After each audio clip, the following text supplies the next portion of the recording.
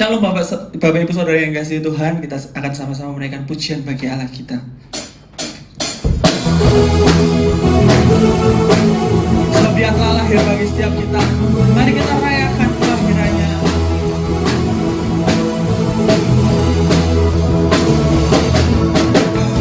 Rayakan Yesus, rayakan. Rayakan Yesus, rayakan. Rayakan Yesus, rayakan. Rayakan Yesus, rayakan. Dia lahir, Dia lahir dan hidup selamanya. Dia lahir, Dia lahir, marilah rayakan kelahiran Tuhan kita. Rayakan Yesus, rayakan. Rayakan Yesus, rayakan.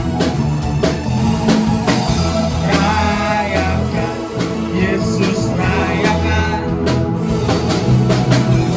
Rayakan Yesus, rayakan.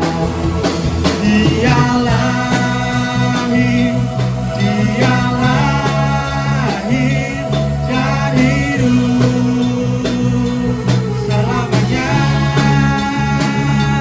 Dia lahir, Dia lahir, marilah rayakan kelahiran Tuhan kita. Dia lahir, Dia lahir dan hidup selamanya. Dia lahir, Dia lahir, marilah rayakan kelahiran Tuhan kita. Rayakan Yesus, rayakan. Rayakan Yesus, rayakan. Rayakan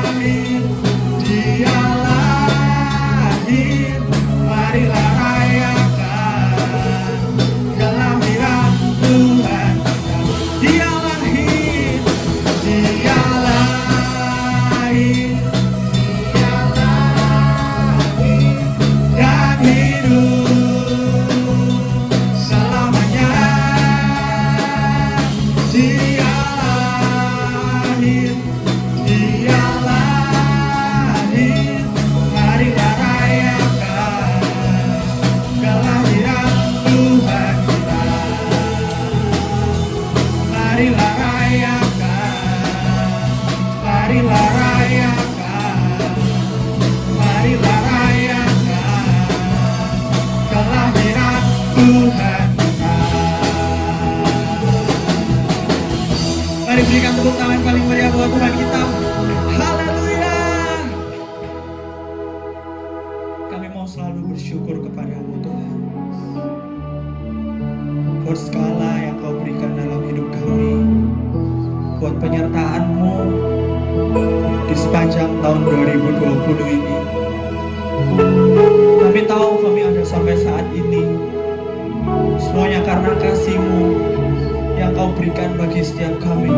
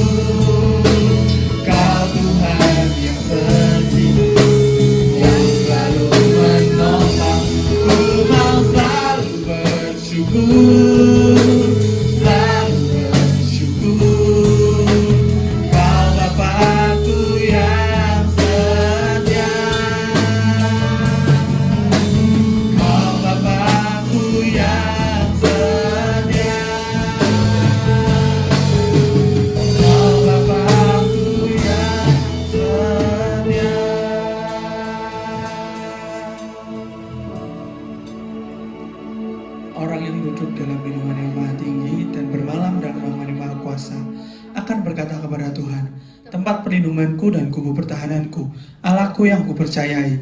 Sungguh dialah yang akan melepaskan engkau dari jerat penangkap burung, dari penyakit sampar yang busuk. Dengan kepaknya ia akan menundungi engkau, di bawah sayapnya engkau akan berlindung. Kesetiaannya ialah perisai dan pagar tembok. Engkau tak usah takut terhadap kedahsyatan malam, terhadap panah yang terbang di waktu siang, terhadap penyakit sampar yang berjalan di dalam gelap, terhadap penyakit menular yang mengamuk di waktu petang. Walau 1000 orang rebah di sisimu dan 10.000 di sebelah kananmu, tetapi itu tidak akan menimpamu. Engkau hanya menontonnya dengan matamu sendiri dan melihat pembalasan terhadap orang-orang fasik. Sebab Tuhan ialah tempat perlindunganmu, yang maha tinggi telah kau buat tempat perteduhanmu. Malapetaka tidak akan menimpa kamu, dan tulah tidak akan mendekat kepada kemahmu. Sebab malaikat-malaikatnya akan diperintahkannya kepadamu untuk menjaga engkau di segala jalanmu. Mereka akan menatang engkau di atas tangannya, supaya kakimu jangan terantuk kepada batu.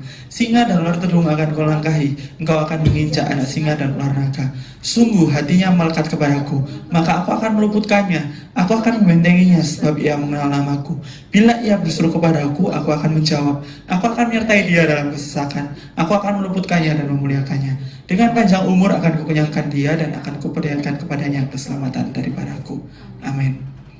Terima kasih Tuhan buat kesempatan yang kau berikan bagi setiap kami, untuk kami dapat memuji dan memuliakan namamu. Sebentar lagi kami mau mendengarkan firman-Mu. Beri setiap kami roh hikmat, wahyu, dan pengertian, agar kami dapat menangkap isi firman-Mu dan kami dapat melakukan dalam kehidupan kami. Kami juga berdoa untuk hamba-Mu yang kami menyampaikan firman-Mu. Tuhan urapi hamba-Mu di dalam nama Tuhan Yesus. Haleluya. Amin. Shalom Bapak Ibu Saudara, apa kabar? Saya percaya kita baik-baik saja. Amin. Allah Bapa di surga memelihara hidup kita dan mencukupi segala keperluan kita.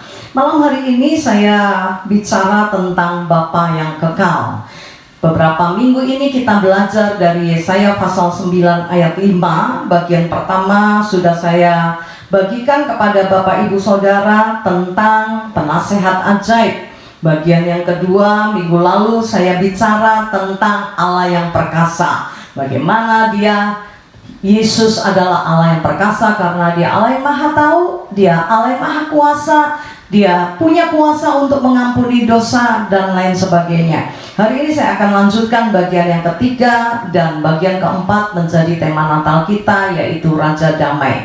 Yesaya pasal 9 ayat yang kelima saya akan bacakan. Sebab seorang anak telah lahir untuk kita, seorang putra telah diberikan untuk kita, lambang pemerintahan ada di atas bahunya, dan namanya disebut orang penasehat ajaib, Allah yang perkasa, Bapa yang kekal, Raja Damai. Ada 4 gelar yang diberikan untuk Tuhan Yesus, dan kita sudah pelajari 2. Hari ini yang ketiga, minggu depan kita rayakan Natal, kita akan pelajari bagian yang keempat. Bicara tentang Bapa, buat saya sesuatu yang wow, sesuatu yang gak bisa saya lupakan, sesuatu yang selalu saya ingat.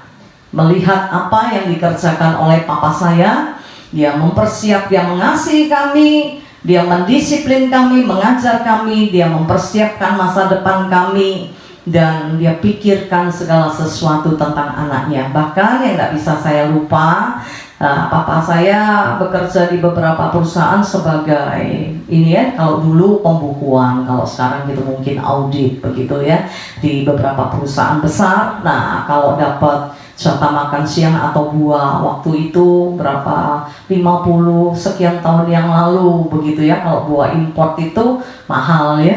Papa saya nggak pernah makan, dia bawa pulang untuk anaknya, dan dia bagi 6, semua anak diberi 1 bagian. Itu yang nggak pernah saya lupakan gitu ya. Jadi dia rela nggak makan asal anaknya begitu ya. Jadi kami tahu buah yang mahal-mahal waktu itu karena papa. Karena itu tidak bisa saya lupakan, tidak bisa hilang dari ingatan saya. Tidak hanya itu ya, dalam keluarga kami saya juga melihat Bapak Gembala sebagai ayah.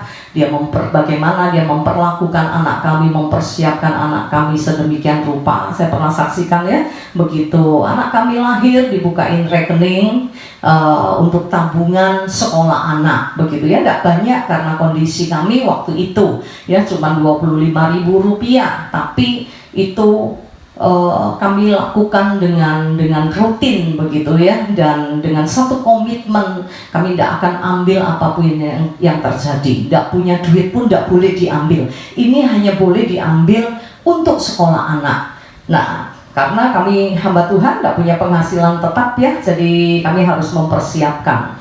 Nah, bukan berarti kami tidak beriman ya. Kami percaya Dia Allah yang mencukupi, Dia Allah yang memelihara. Begitu Hizkia masuk playgroup, tidak ambil uang itu, ada berkat. Masuk TK, masuk SD, SMP, SMA, kuliah, tidak ambil uang itu. Bahkan hari ini anak saya ada di Sydney sekolah, ya nanti saya akan ceritakan kenapa buat saya Bapak itu sesuatu yang wow begitu ya. Saya melihat bagaimana suami saya mempersiapkan masa depan Hizkia. Kami tidak mau asal begitu ya. Nanti waktu masuk sekolah tidak punya duit, tidak bisa bayar uang sekolah, tidak bisa bayar uang pangkal, tidak mau, kami persiapkan. Karena itu malam hari ini saya akan bicara tentang Bapa yang kekal, supaya kita mengerti apa yang dilakukan oleh Tuhan, dan itu sesuatu banget.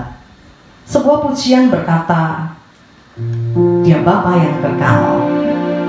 Kita akan naikkan pujian ini sebelum kita belajar peran Bapa, peran ayah di dalam keluarga. Haleluya. Kasih yang sempurna telah ku terima darimu, bukan karena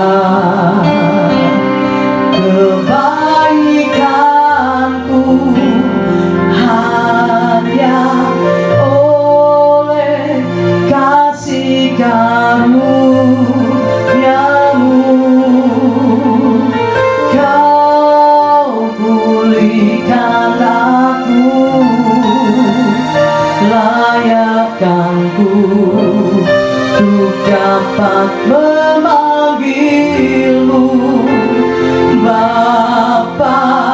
Kau beri yang ku pinta saat ku mencari, ku mendapatkan, ku ketuk pintumu dan kau bukakan, sebab kau Bapakku, Bapa yang kekal. Takkan kau biarkan aku melangkah hanya sendirian. Kau selalu ada bagiku,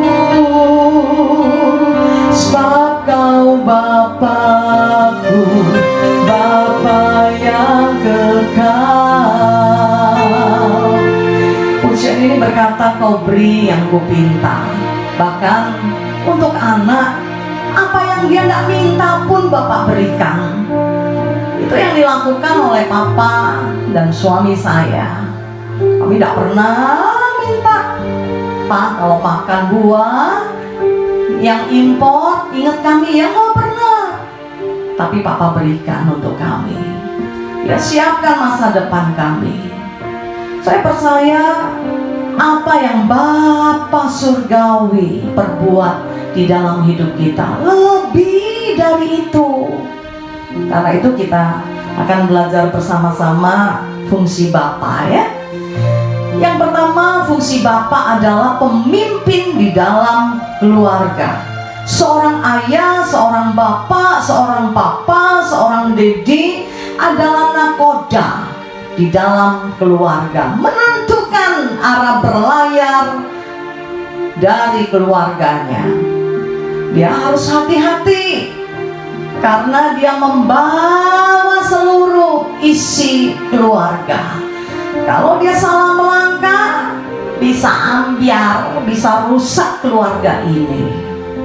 Waktu saya kuliah ambil teologi, seorang pendeta berkata, dalam satu keluarga, kalau bapaknya meninggal, anaknya pasti rusak, pasti tidak karuan.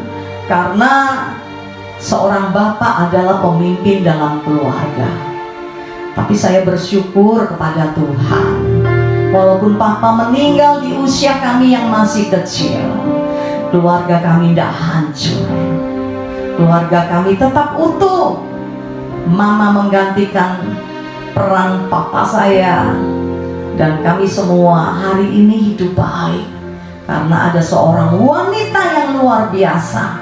Walaupun dia bukan wanita yang hebat, yang pintar, yang berpendidikan, mama saya seorang wanita yang sederhana.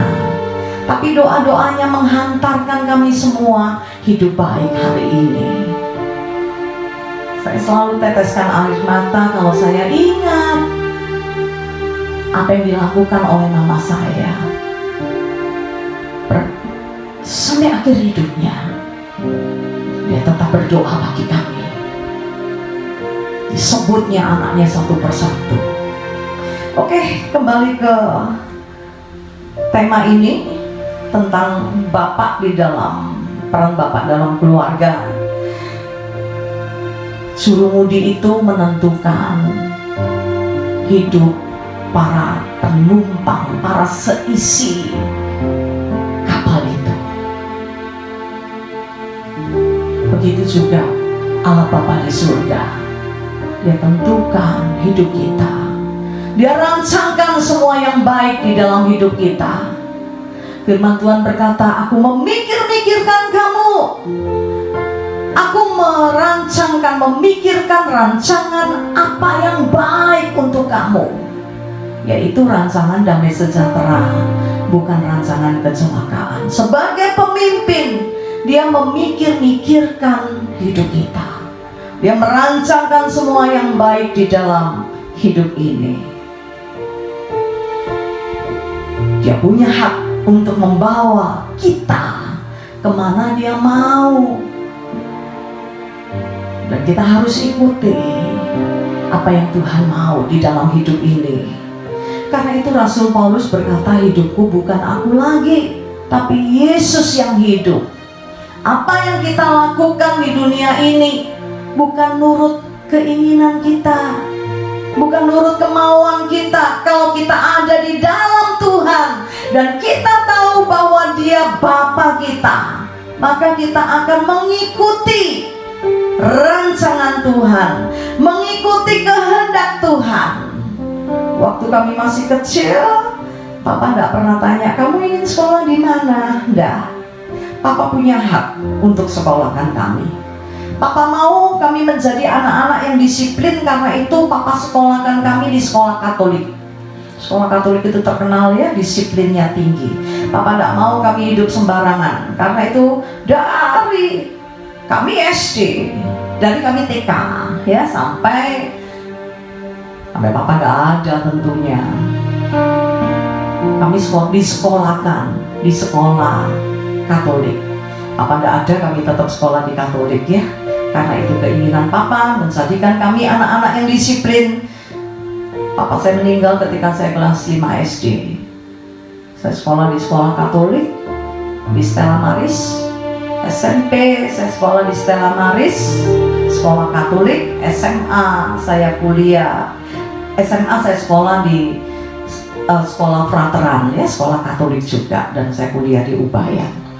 Malam ini sadari bahwa Allah punya hak untuk menentukan hidup kita, karena Dia pemimpin kita, Dia Bapa kita. Izinkan Tuhan menuntun kita, memimpin kita kepada rancangannya, kepada rencananya yang ajaib itu. Biar hidup ini kita gak berjalan menurut pimpinan manusia, tetapi pimpinan Tuhan. Yang kedua, seorang bapak adalah seorang pelindung di dalam keluarga. Ya, kalau ada apa-apa yang maju bapak, bukan mama, gitu ya. Nah, selain dia memimpin, Dia juga melindungi, memberikan rasa aman di dalam keluarga. Kalau ada bapak, ada ayah yang bertanggung jawab, maka keluarga itu akan alami yang namanya ketenangan, ya, alami damai sejahtera. Tapi sebaliknya, kalau ada bapak yang tidak bertobat, yang hidup di dalam dosa, maka anak-anak akan merasa tidak terlindungi, ya, tidak punya rasa aman. Percaya bahwa Dia Bapa kita, Dia melindungi kita, amin. Dalam segala situasi kita tidak perlu takut. Dalam pandemi seperti ini pun tidak perlu takut. Ada Bapa yang melindungi kita. Tapi kita nggak boleh sembrono, ya. Buat seusia kami dan punya penyakit bawaan itu rawan. Memang kita harus jaga diri, tapi tanpa perlindungan Tuhan nggak aman. Mau pakai masker, mau apa, kita nggak lihat virus yang kecil itu. Tapi kita bersyukur, ya, kita punya Bapa yang baik, yang melindungi kita, yang merancangkan semua yang baik untuk kita. Anak-anak tidak perlu pikir gimana aku bisa makan, gimana aku bisa sekolah. Kalau ada Bapa di dalam rumah tangga itu, bayi pun tidak perlu mikir aku minum susu apa ya, orang tuaku punya uang enggak ya. Nggak pernah dipikirkan oleh bayi. Yang dia tahu ketika dia lapar, dia nangis dan diberikan susu. Begitu juga seharusnya terjadi di dalam hidup kita. Tidak ada yang perlu kita khawatirkan dalam hidup ini. Dalam situasi apapun ada Bapa yang memelihara kita, ada Bapa yang melindungi kita dan tidak membiarkan kita kekurangan. Amin. Dan yang ketiga, yang terakhir, seorang Bapa adalah motivator dalam keluarga. Saya tidak lupa apa yang dilakukan oleh suami saya ketika anak saya mau berangkat ke Australia. Kami ngopi sama-sama di Excelso. Lalu suami saya cerita, "Tidak usah takut, Nyo. Dengan apa yang akan kamu alami di sana. Papi dulu umur sekian udah merantau. Papi pernah jadi pembantu rumah tangga. Papi begini dan begitu. Tapi hari ini kamu lihat, Allah memelihara kita semua. Dia berikan support kepada anak saya. Dia berikan dukungan. Karena anak saya pergi ini, dia pengen belajar mandiri. Karena itu dia nggak mau dikasih duit. Apa yang terjadi? 3 bulan anak saya di Australia tidak dapatkan pekerjaan. Bahkan pada akhirnya dapat sih ya. Tapi kalau mau mandiri, sekolah dan bekerja secara hitung-hitungan tidak bisa. Karena sebagai student, sebagai mahasiswa tidak boleh kerja banyak-banyak. 1 minggu hanya 20 jam. Kalau dihitung tidak cukup. Tapi anak saya nggak pernah mau minta bapaknya, karena dia ingin mandiri, begitu ya. Nah, itu yang membuat dia kuat dan tetap semangat. 3 bulan tidak dapat pekerjaan, dia berjuang dan dia bisa tetap hidup sampai hari ini. Itulah peran seorang bapak, memberikan motivasi, memberikan dorongan, memberikan dukungan kepada anaknya. Bersyukur kita punya Bapa di surga yang tidak pernah membiarkan kita ada dalam kesulitan, keputusasaan, kesendirian. Dia akan datang menghibur kita, memotivasi kita, membangkitkan semangat kita, karena dia adalah Bapa kita.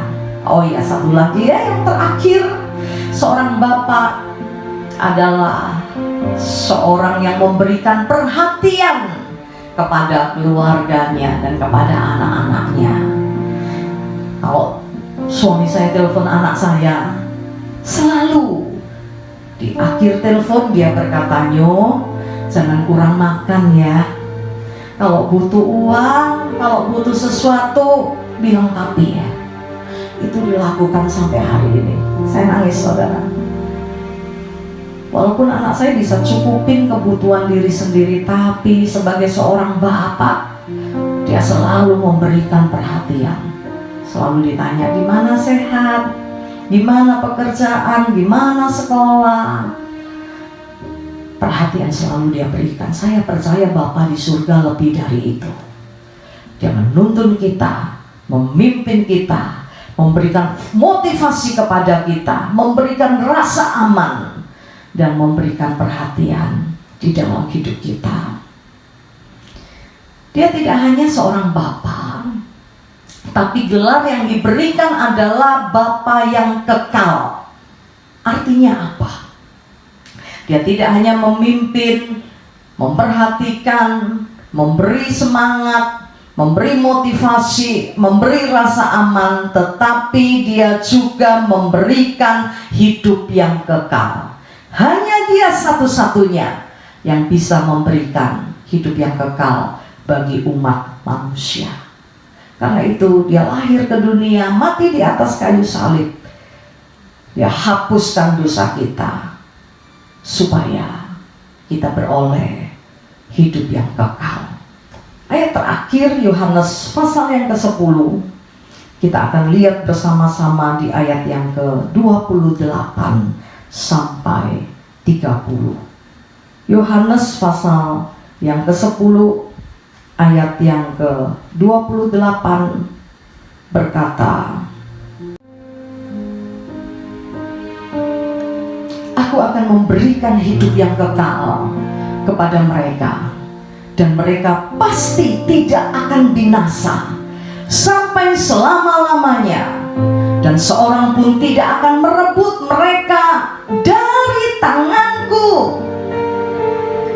Bapakku yang memberikan mereka kepadaku lebih besar daripada siapapun, dan seorang pun tidak dapat merebut mereka dari tangan Bapa."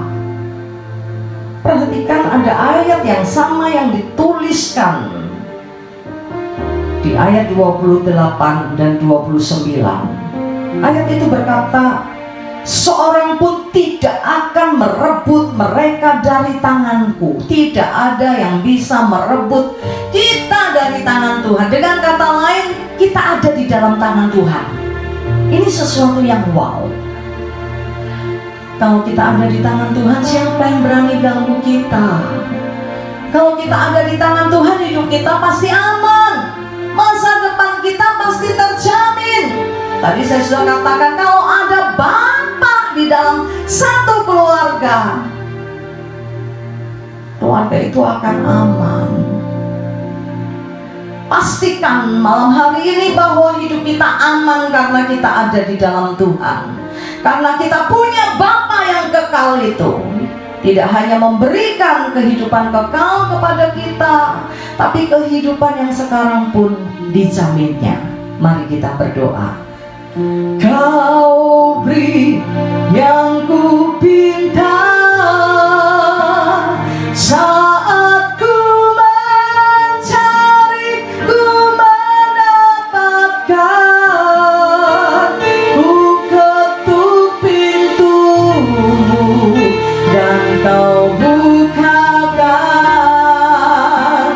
sebab kau Bapakku, Bapa yang kekal.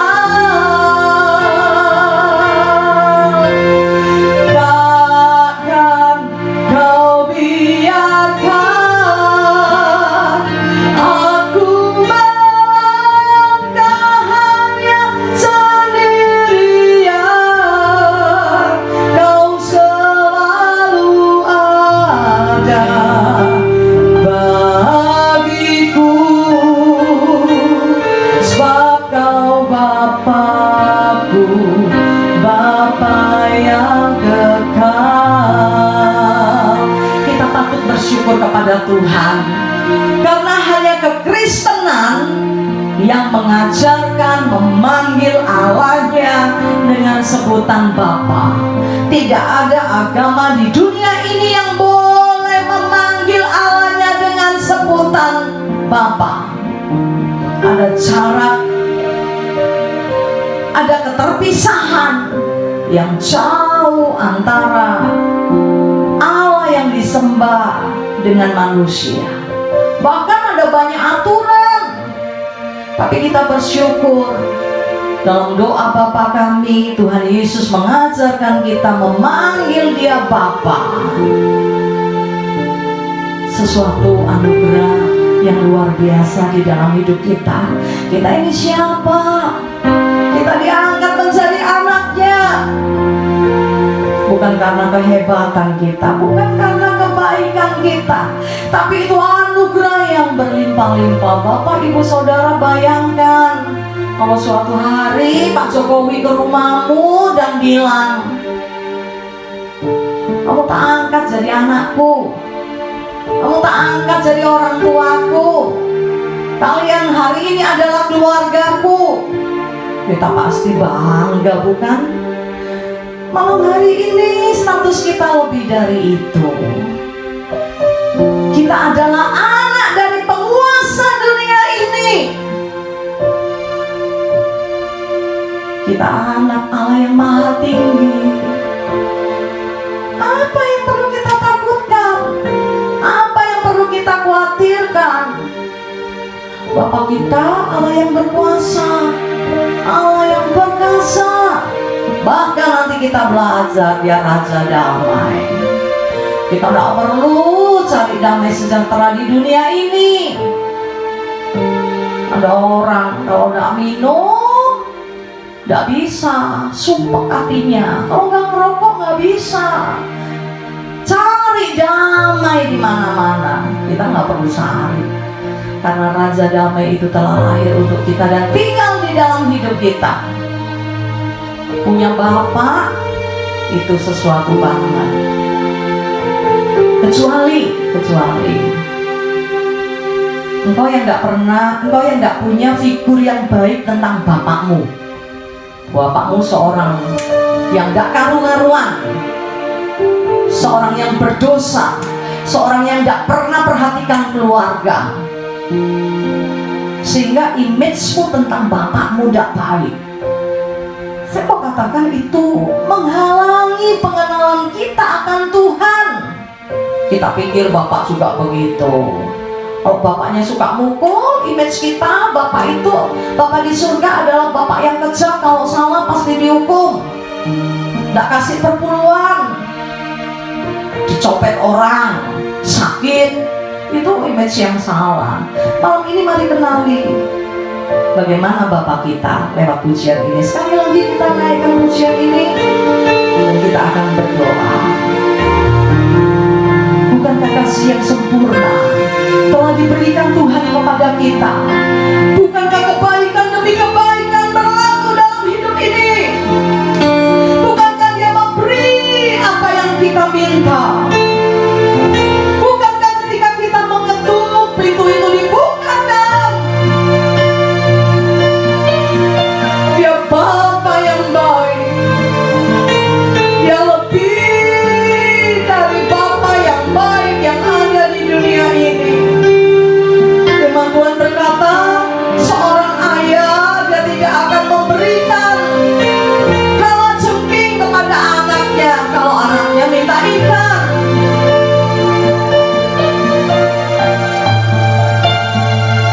Seorang Bapa yang ada di dunia, Dia selalu dan selalu ingin memberikan yang baik buat anaknya.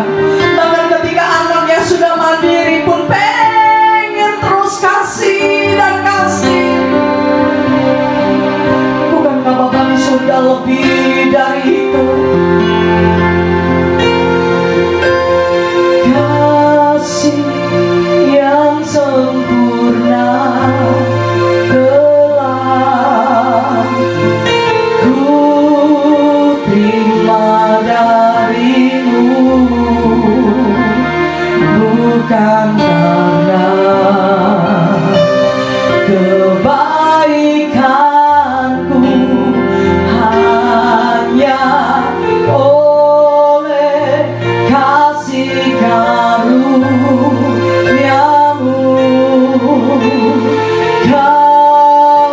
pulihkan aku,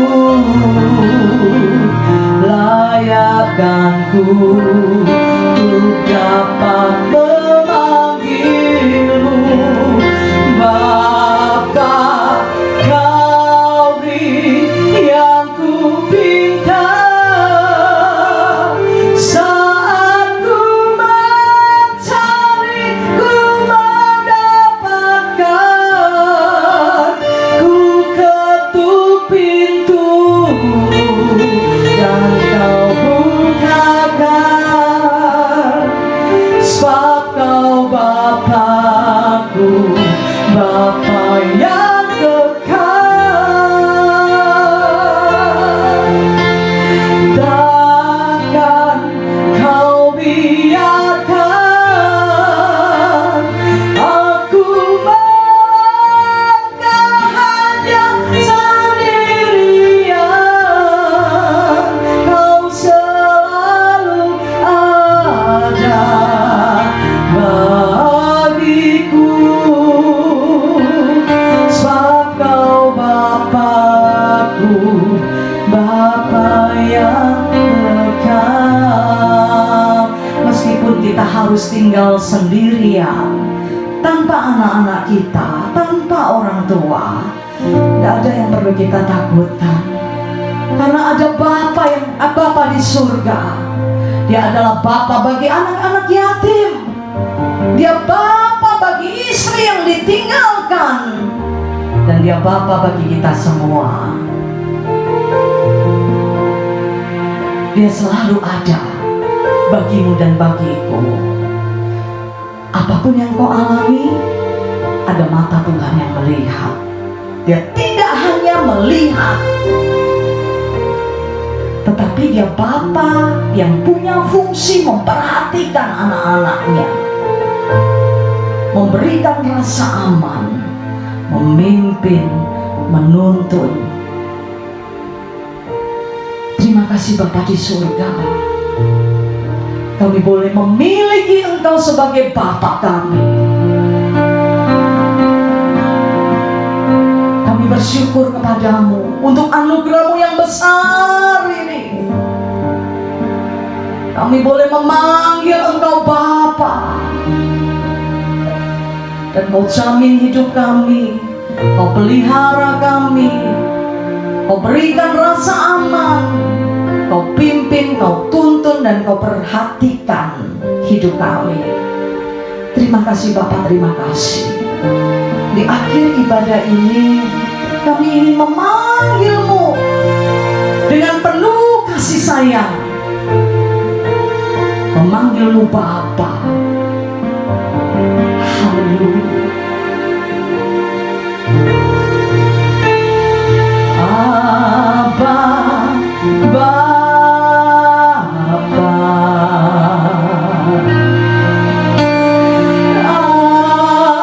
Abba,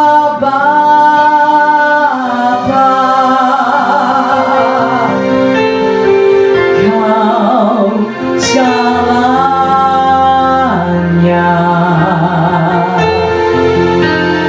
bagiku.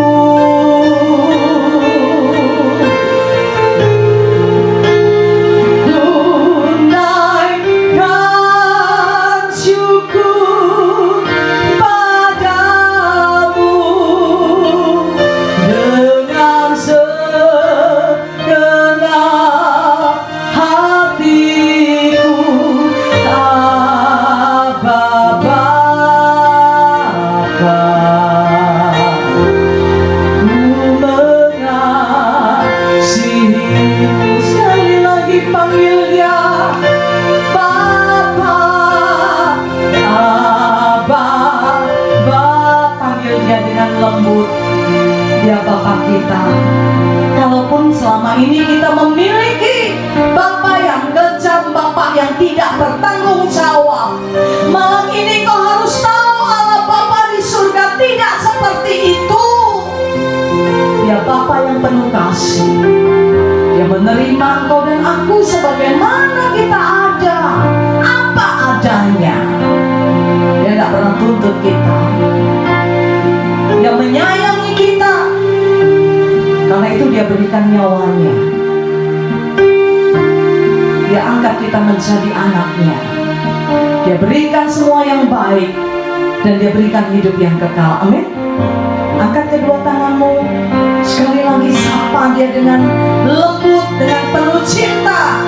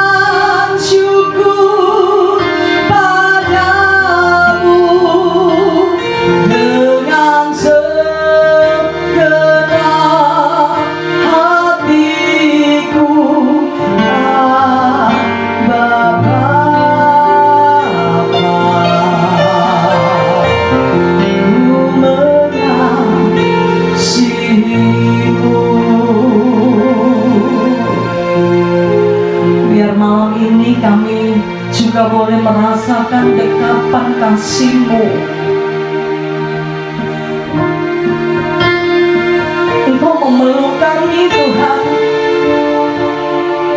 Kami yang galau, kami yang putus asa, kami yang ada di persimpangan jalan, kami yang tidak tahu apa yang harus kami lakukan malam hari ini. Biar setiap kami yang ada dalam kondisi yang tidak baik itu malam ini merasakan dekapan kasih-Mu. Kau memeluk kami dengan hangatnya. Kau belai kami dengan kelembutan-Mu, Tuhan. Dan damai sejahtera Kau berikan kepada kami malam hari ini. Terima kasih Bapa, terima kasih. Kami berdoa buat setiap kami yang tidak pernah merasakan dekapan kasih Bapa. Hari ini jamah Tuhan, panciri dengan kasih-Mu dan peluk dengan cinta-Mu.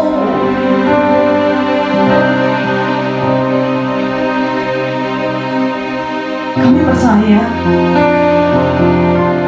akan terjadi perubahan demi perubahan setelah kami akhiri ibadah kami malam hari ini.